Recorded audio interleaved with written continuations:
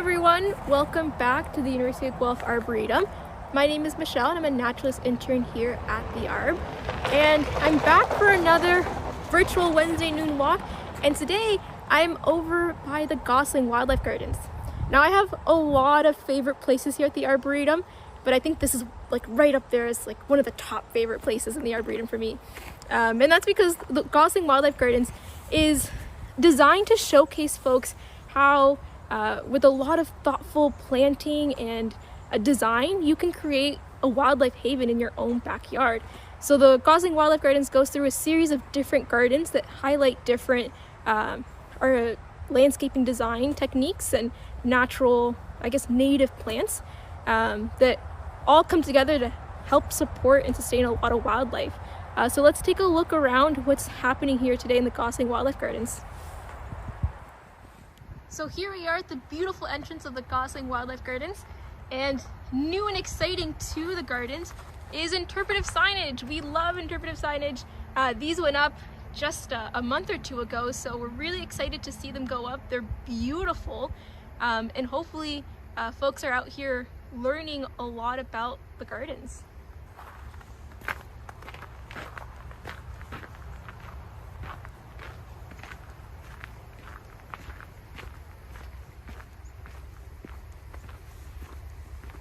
Also really new and exciting to the gardens is this beautiful pond upgrade.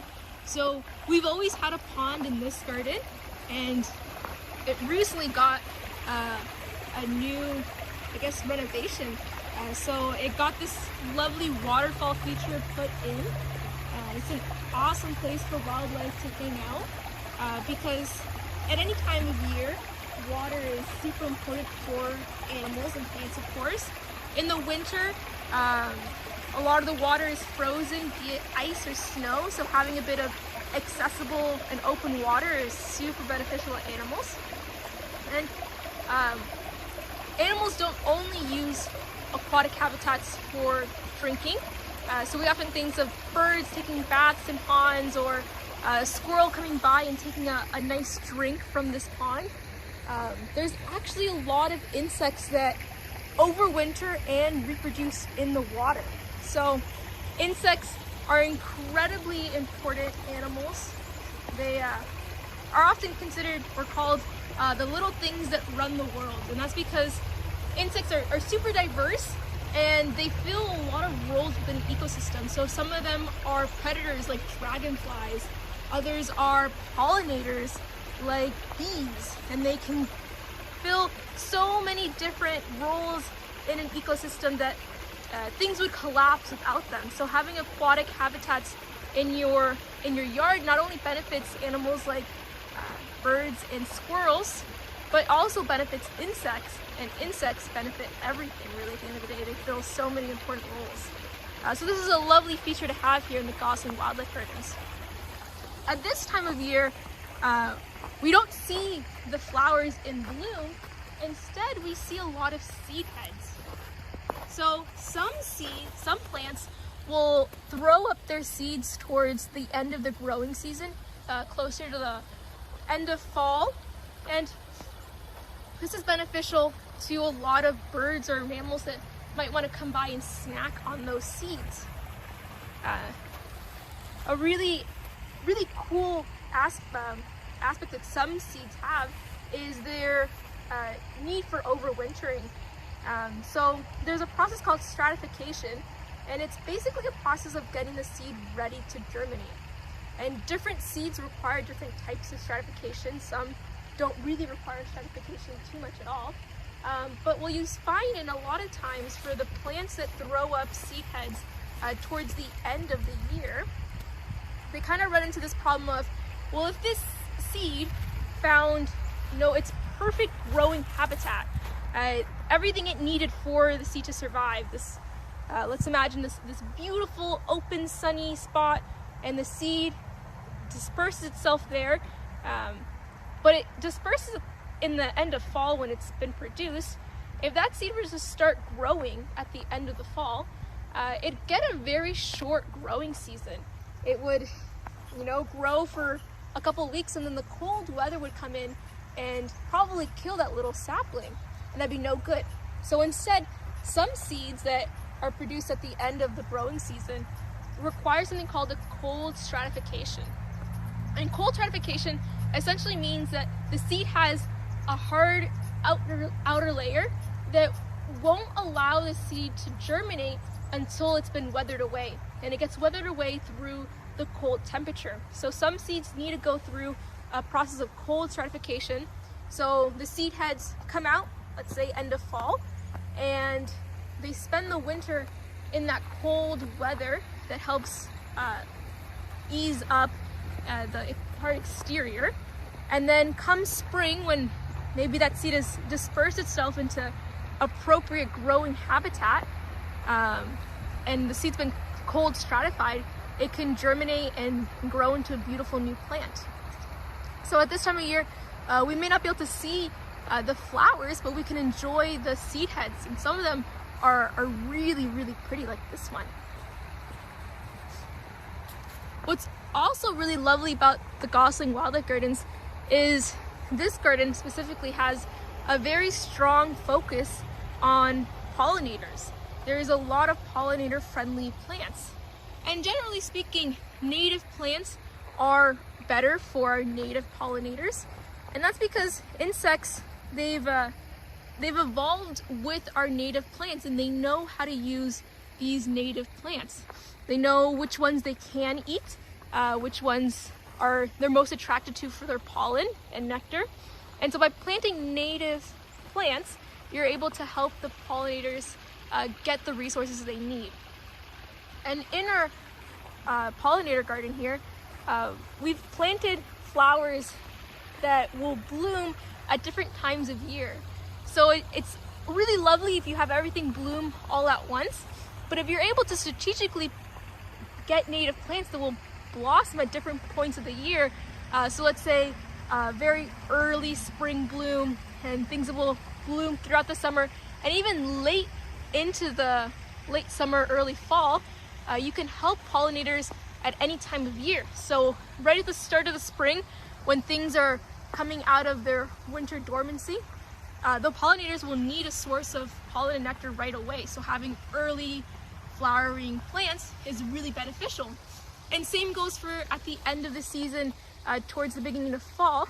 Some insects like monarch butterflies will migrate, and so it becomes really important to have flowers or plants that blossom later in the season to help sustain their need for fuel as they migrate.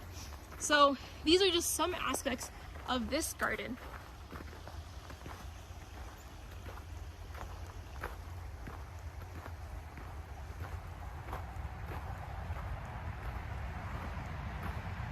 And another aspect of our wildlife gardens is this bird feeder.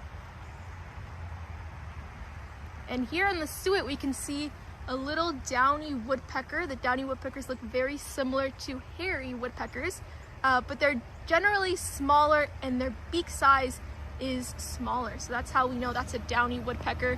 It's joined by a lot of chickadees. And having a bird feeder at any time of year is a really lovely feature to have in any yard, be it if you're specifically trying to make your yard wildlife friendly, or you haven't put a ton of landscape work. The bird feeders obviously attract a lot of birds, and that's awesome to see. And bird feeders are a really lovely thing to have in any yard, whether you've put in a whole lot of landscape work into making it wildlife friendly, or you've just put up a bird feeder. It's an awesome thing to have because it attracts birds, and who doesn't love birds? Particularly in the winter, having a bird feeder can be really beneficial to the birds that have stuck around over the winter, especially if you're in a more urban environment. What's really awesome about bird feeders is it doesn't seem like birds develop a strong dependency on the feeders. It's not like if you took down your bird feeder, you've habituated these birds to only be able to eat food from your feeder. It just helps supplement their food in the winter, and maybe urban environments where there aren't as many native plants for them to rely on. Having a bird feeder can be really beneficial to birds. So here Oh, a mourning dove, I didn't even see it. It just flew off, and we have some chickadees joining us. Our bird feeder is 3 parts. So we have in the middle a hopper, and it's filled with some delicious bird seed, a lot of sunflowers, a lot of high nutrient fuel for these birds. To the right of it, we have a suet pack, and the suet is really high in fat, helps build up those fat stores. We see the chickadees and the woodpeckers seem to really love the suet. And then to the left of it all is our Niger feeder, and that's really lovely for finches. Finches seem to love that feeder. And at the bottom of our feeder pole is a baffle, and the baffles help prevent the squirrels from running up to our feeder and devouring all the seed, because they definitely would love to do that if we weren't on our game and kind of preventing them from doing that. But don't worry about the squirrels. There's lots of fallen seed on the ground for them, so they are definitely not going hungry. So let's take a moment to take a closer look at our feeder and see what birds are hanging around here today. So first to join this feeder party is this red squirrel, and I may have accidentally on purpose put some seed down for him. It's always really lovely to see these guys out in the open. The red squirrels tend to be a bit more territorial than the gray squirrels. You often hear them chittering and chattering away when they see other squirrels in their area. And there he goes. So a very noisy little mammal to see around. They don't let their size stop them. They're very, very good at bossing the other squirrels around. So as always, chickadees joining in quickly to our feeder watch party. The chickadees are a really cool little songbird that sticks around here for the winter. Despite being so small, here we see a junco. So despite the chickadees being so small, they actually don't struggle too much to overwinter here. A red-breasted nuthatch just came in. So the chickadees use a few really cool adaptations to survive our cold winters. One of them being just having a very high volume diet. Their weight fluctuates quite dramatically between day and night, and that's because at night when they can't eat, they spend most of their day snacking on food and looking for food and hiding food for later. At night when they can't be eating, the weather gets so cold and it's a bit hard for them, being so small, that they have to store up their fat stores quite high during the day while they're eating away lots of food, so that at night they can deplete those fat stores to survive the cold weather. So they have to eat a very high volume diet. Their fat stores go up and down every single day and night, but they're pretty remarkable in their ability to overwinter here, considering their small size. Generally speaking, when an animal is smaller, they have more of their surface area exposed to the elements, so they tend to lose heat faster. So seeing a small bird overwinter is a really remarkable thing to do. But the chickadees, using so many different strategies, are able to do it pretty well. Another thing they'll do is they'll take seed, and their beaks aren't actually strong or big enough to break those seeds open. So what they'll do is they'll actually take the seed and they'll bang it against a tree to crack open the seeds. A pretty nifty thing to do when your beak can't do the job for you. Not only are they taking the seeds away to crack them open against a tree, but they'll actually take seed and store them for later. It's a behavior called caching. So they'll take the seeds and they'll cache them for later, because they have to be eating constantly throughout the day. If they come to an area that has a lot of food, what they'll do is they'll take some, they'll hide it, and they'll eat that seed if that source of food depletes during the day. So right now I've filled this feeder, and they'll have lots of food, but depending on the amount of birds that visit this feeder, the feeders will the birds will eat up all the seed in the feeders in the matter of a day or two. So the chickadees will come by, take seed, cache them for later, and snack away on them when there isn't any food around. So the chickadees, I like to think of them as being small but mighty. They use so many really cool adaptations to survive the winter.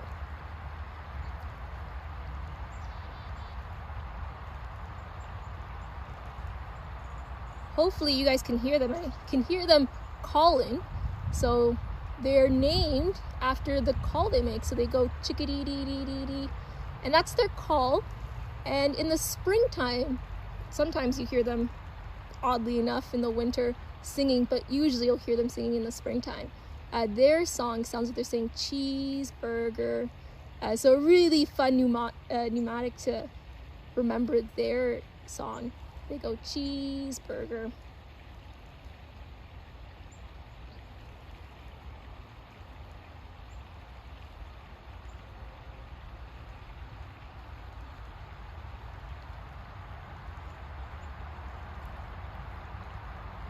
It looks like the birds are maybe taking a break from the feeder for now, so maybe we'll pop back in and check in on it in a bit and see if anything else has joined the feeder.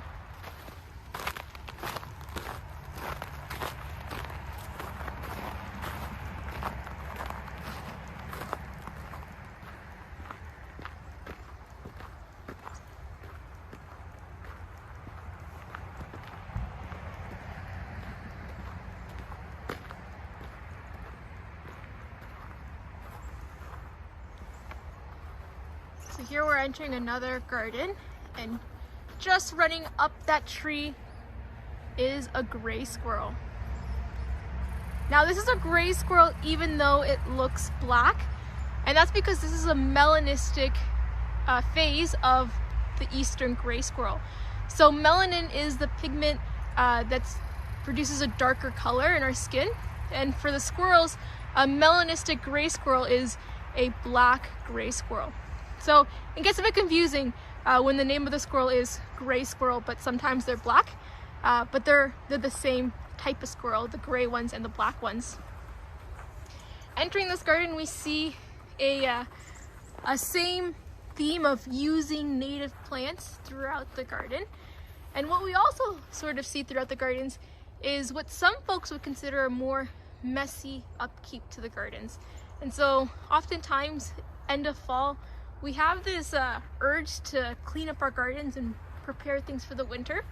In reality, if you were to leave your garden as it was and just let it be natural over the winter, it's of no detriment to the plants. In many ways, it has its own benefits, like these fallen leaves. Not only are they a lovely home for insects to overwinter in, but they will eventually decompose and recycle nutrients back into the soil. These stems, even though the plant isn't very active right now, if the stems are hollow, bees will sometimes overwinter within the stems. So leaving your garden to be more natural in the winter benefits the wildlife. In many ways it benefits you because it's a lot less work for you to keep up a garden if you don't have to do a whole lot of tidying come winter. What we also see here is our stream, which isn't on right now. It's frozen. But in the warmer months when it is on, it's a beautiful feature for birds. We often see birds taking baths here. Very cute. Also lovely during spring migration. We often see a lot of diversity of birds here enjoying the stream and various aspects of the Gosling Wildlife Gardens.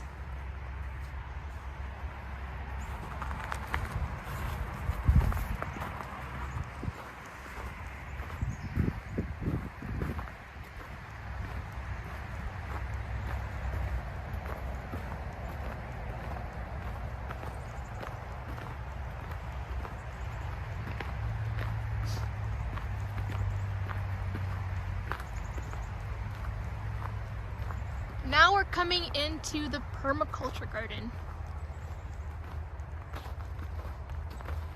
And what we see here is various techniques for growing fruits and veggies in your own backyard. So a lot of these garden beds are new this year. It's super exciting to see things growing in them. And some of these varieties are actually local here to the University of Guelph. So some of these asparagus cultivars were actually developed here at the U of G.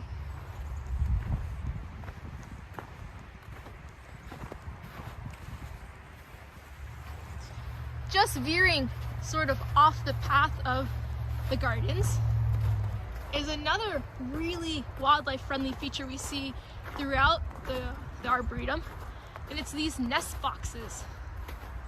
So there are some birds that will build their own nest, and there are other birds that depend on cavities to nest. And these cavity nesters will depend oftentimes on another animal making cavities. So you have woodpeckers that do an awesome job of drilling holes into trees for their own nesting, but they don't tend to reuse their nest year to year. So they're essentially making nests, using them, and then leaving an unoccupied nest up for grabs for the following year. Now, depending on how a forest is managed, sometimes we have the urge to take down dead trees that have hollows and cavities, and that can mean that some cavity nesting birds, and other species like squirrels also use cavities, are without breeding sites, really. They need these cavities to nest. So by putting up cavity nest boxes, you're providing cavity nesters a lovely place to nest in the spring. What we've been recently seeing, which is super exciting, is bluebirds checking out our nest boxes. So eastern bluebirds don't always overwinter here on this far north in Ontario. They can, they don't always. So it's really exciting just to see them here in the Arboretum over the winter. And it's also really lovely to see them checking out nest boxes. They may be trying to scope out a good cavity for next spring.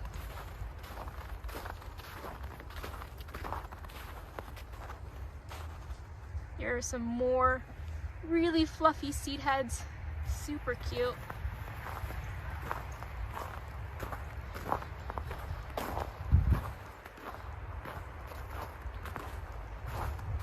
And we've entered into a new garden. This garden is smaller in size, and hopefully what you've seen in the various gardens is different techniques and different availability of space. So it really doesn't matter how much space you have in your own yard. You can produce something that's very wildlife friendly in any type of space. So here we see a smaller water element. We have a smaller pond. And in the spring and summer, it's often chock full of frogs, which is adorable. I love frogs. And again, a strong emphasis on native plants.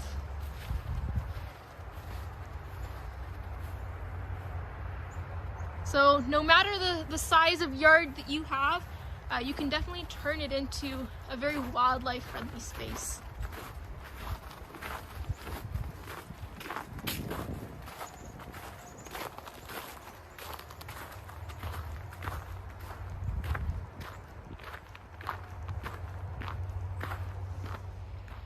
So we're back to checking on the feeder one last time. Seems like we have some of the repeat suspects. So red-breasted nuthatch just popped in. Lots of chickadees coming in and out.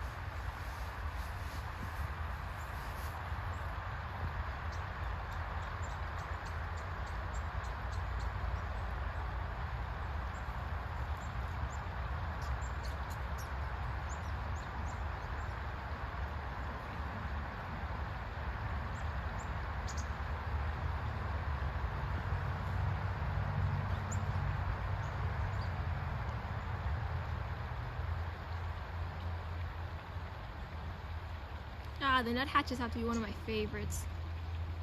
I love the very nasally call they make. They're also super neat to watch as they creep down a tree head first. And not many birds can do that, but nuthatches can, which is super cool to see.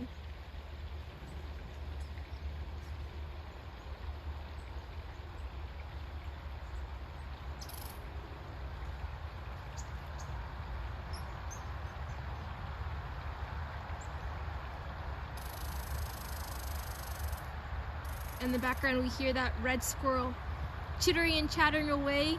It's not super pleased because there's a black squirrel at the bottom of the feeder eating all of the seed, and the red squirrel would like to have its little crumbs of seed to itself.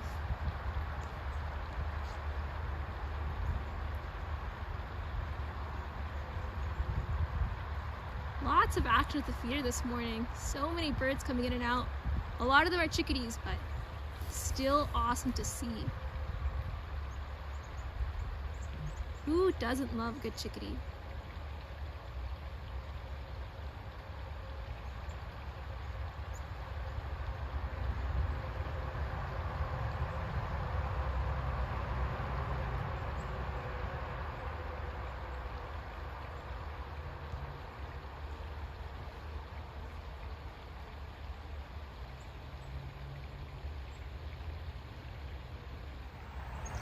I could probably sit here and watch the feeder all day long, but it probably seems like a good place to end today's video. I hope you all enjoyed tagging along in this virtual walk, and I'll see you next week.